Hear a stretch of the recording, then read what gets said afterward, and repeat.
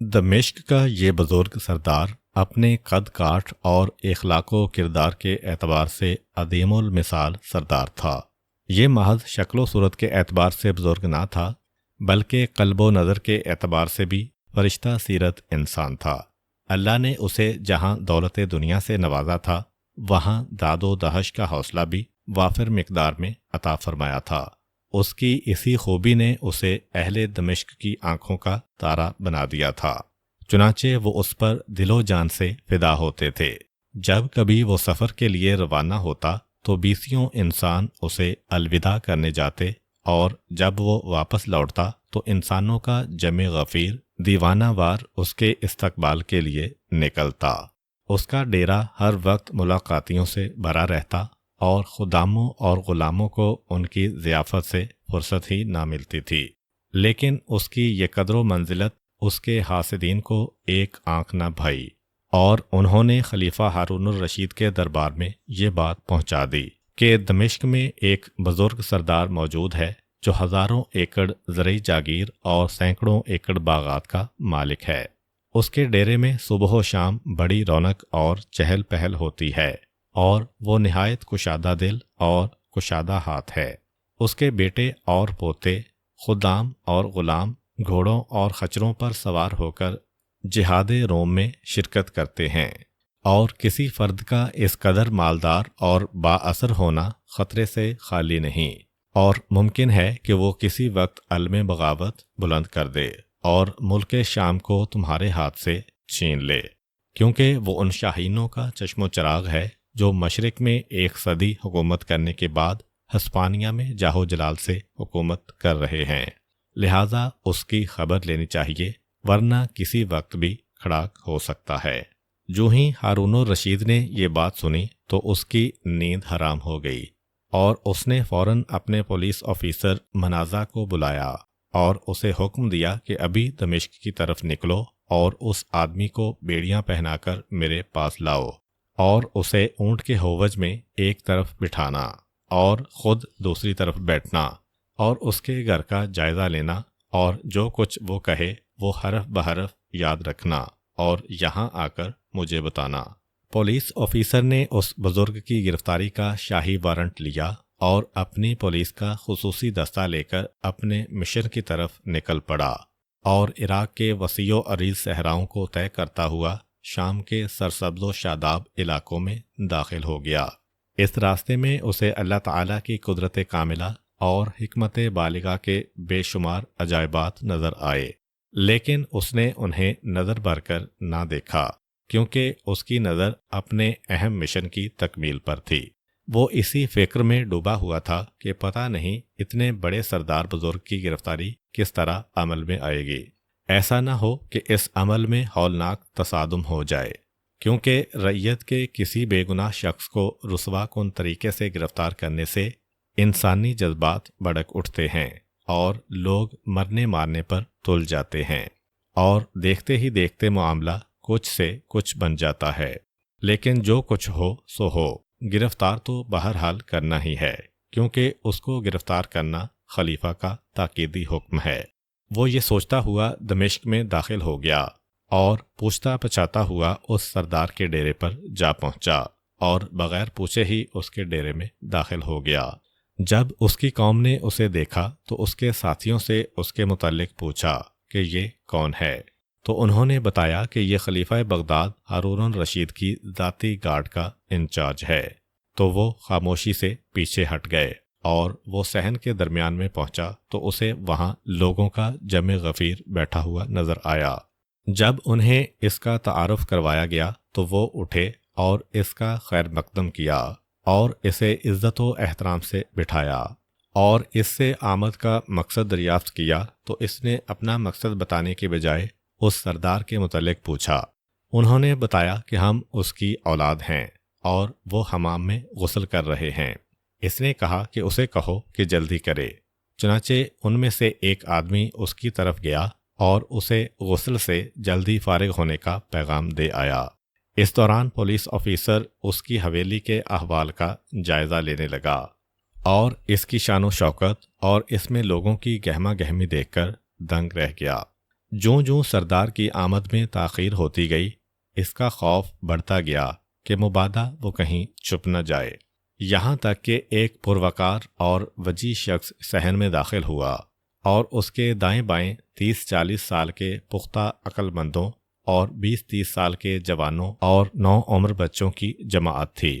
اسے دیکھ کر پولیس آفیسر کو یقین آ گیا کہ یہی وہ بزرگ سردار ہے جسے میں نے گرفتار کرنا ہے، اور یہ سب کے سب ان کے بیٹے اور پوتے ہیں۔ چنانچہ وہ السلام علیکم کہہ کر پولیس آفیسر کے پاس آیا اور اس سے خلیفہ کی خیریت دریافت کی اور دیگر احوال پوچھتا رہا۔ ابھی وہ اپنی باتوں میں تھا کہ اس کے خدام پھلوں بھری ٹوکریاں لے آئے اور انہیں کاٹ کاٹ کر رکابیوں میں رکھنے لگے۔ اس نے سیکیورٹی آفیسر کو کھانے کی دعوت دی، جو اس نے قبول نہ کی، اور اپنی نشست پر خاموشی سے بیٹھا رہا، اور سردار اپنے ساتھیوں سمیت پھل تناول کرنے میں مشغول ہو گیا۔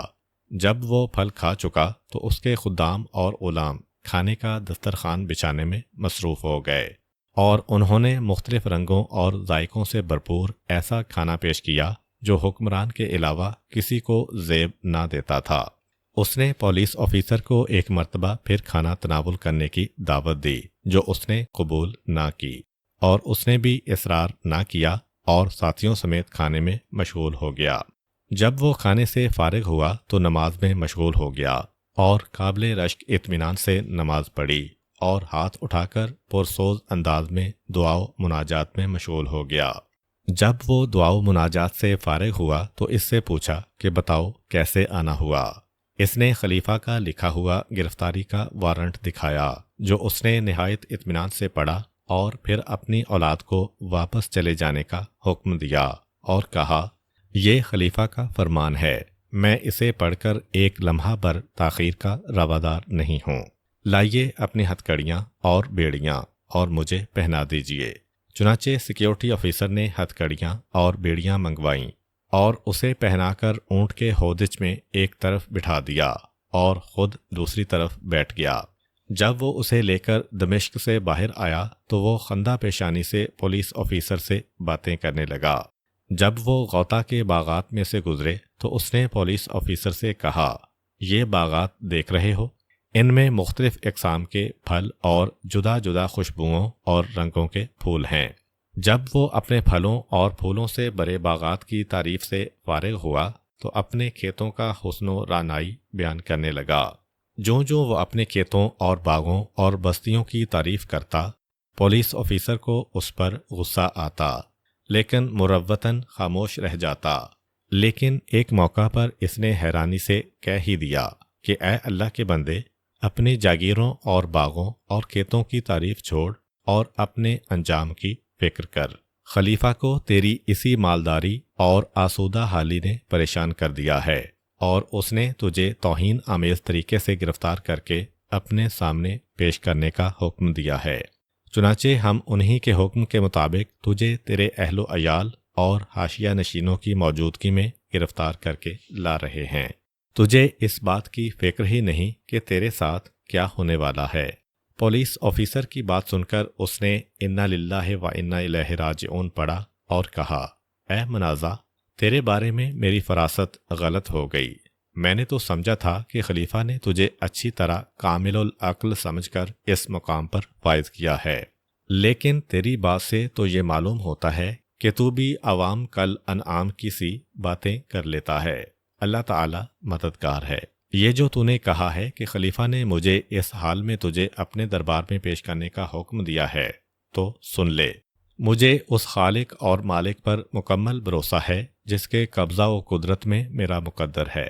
خلیفہ نہ اپنے نفع و نقصان کے مالک ہیں نہ کسی اور کے۔ وہ اپنے آپ کو یا کسی اور کو اتنا ہی نفع یا نقصان پہنچا سکتے ہیں جتنا اللہ چاہے، اس سے بڑھ کر کچھ نہیں کر سکتے۔ خلیفہ کے بارے میں نے کسی ایسے گناہ کا ارتکاب نہیں کیا جس کی وجہ سے میں غمزدہ ہو جاؤں۔ جب انہیں میرے معاملے کا پتہ چل جائے گا کہ میں کسی بھی صورت میں ان کے حق میں برا نہیں ہوں، اور حاسدوں اور دشمنوں نے میرے بارے میں حسداً ان کے کان بھرے ہیں اور مجھ پر وہ بہتان لگائے ہیں جن کی میرے فرشتوں کو بھی خبر نہیں، تو وہ میرے خون کو حلال نہیں سمجھیں گے اور مجھے عزت و احترام سے واپس بھیج دیں گے۔ اور اگر اللہ کے علم میں یہ بات لکھی جا چکی ہے کہ مجھے خلیفہ کے ہاتھوں نقصان پہنچنا ہے اور انہوں نے میرا خون بہانا ہی ہے، تو سارے انسان اور جن اور فرشتے مل کر بھی مجھے نہیں بچا سکتے۔ تو میں اس فیصلے سے جو اللہ میرے بارے میں لکھ کر فارغ ہو چکا ہے کیوں غم کھاؤں اور کیوں اس کی فکر کروں؟ مجھے اس اللہ کے بارے میں حسن ظن ہے جس نے تمام مخلوق کو پیدا کیا ہے اور اسے رزق عطا کیا ہے، اور زندگی اور موت اسی کے ہاتھ میں ہے، اور جو ذات دنیا و آخرت کی مالک ہے اس کی رضا پر راضی رہنا، اس پر صبر کرنا بہتر ہے۔ اور میں تو سمجھتا تھا کہ تیرا اس بات پر پختہ ایمان ہے، اور اب جب کہ مجھے تیری سمجھداری کا پتہ چل گیا ہے، میں انشاءاللہ خلیفہ کے سامنے پیش ہونے تک تجھ سے بات نہیں کروں گا۔ اس کے بعد بزرگ سردار نے اپنے منہ پر مہر سکوت لگائی اور کوفہ پہنچنے تک سوائے سبحان اللہ الحمدللہ لا حول ولا قوت الا باللہ کہتے یا ضروری حاجت کے لیے پانی مانگنے کے اور کوئی بات نہ کی۔ چنانچہ جب پولیس آفیسر کوفہ میں داخل ہوا اور اسے ایک جگہ پر بٹھا کر خلیفہ کے دربار میں پیش ہوا، تو اس نے خلیفہ کو اس کی شرافت اور مال و دولت کی فراوانی اور اسے گرفتار کرنے اور اسے کوفہ تک لانے کی اول تا آخر کہانی سنائی۔ تو ہارون الرشید بول اٹھا، اللہ کی قسم یہ آدمی سچا ہے اور اللہ کی نعمت کی فراوانی کی وجہ محسود ہے، اور اس کے حاسدین نے آتش حسد میں جل کر اس کے بارے میں بے سروپا باتیں کی ہیں۔ اللہ کی قسم ہم نے بلا وجہ اسے تکلیف دی اور اسے پریشان کیا اور اس کے اہل و عیال کو خوفزدہ کیا۔ اٹھ اور فوراً اس کی ہتھکڑیاں کھول دے اور بیڑیاں اتار دے اور اسے عزت و احترام سے میرے پاس لا۔ سیکیورٹی آفیسر اٹھا اور اس نے بزرگ سردار کی ہتھکڑیاں اور بیڑیاں کھول دیں اور اسے ہارون الرشید کے دربار میں پیش کر دیا۔ ہارون نے جب بذات خود اس کے معصوم چہرے کا ملاحظہ کیا تو اس پر وارفتگی کی کیفیت طاری ہو گئی اور اس کا چہرہ سونے کی طرح تمتمانے لگا۔ بزرگ سردار نے قریب آ کر سلام کیا، جس کا ہارون نے بڑی محبت سے جواب دیا اور اس کے حال احوال پوچھنا شروع کر دیے اور کہا، ہمیں آپ کی مالداری اور سرداری کی اطلاعات پہنچی تھیں اور ہمارے سامنے ایسی باتوں کا تذکرہ ہوا تھا جو ہمارے لیے تشویشناک تھیں، اس لیے ہم نے پسند کیا کہ آپ کو بلا کر ان باتوں کی اصلیت معلوم کی جا سکے اور ہم آپ کا جواب بھی سن سکیں اور آپ کے ساتھ کوئی نیکی کر سکیں، لہٰذا اب آپ اپنی ضروریات بیان کیجیے۔ بزرگ سردار نے پہلے تو ان کا شکریہ ادا کیا اور ان کے لیے دعائے خیر کی اور ایک ایک بات کا شاندار اور تسلی بخش جواب دیا، اور آخر میں درخواست کی کہ مجھے میرے ملک اور گھر بار اور اہل و عیال میں سلامتی کے ساتھ واپس بھجوا دیا جائے۔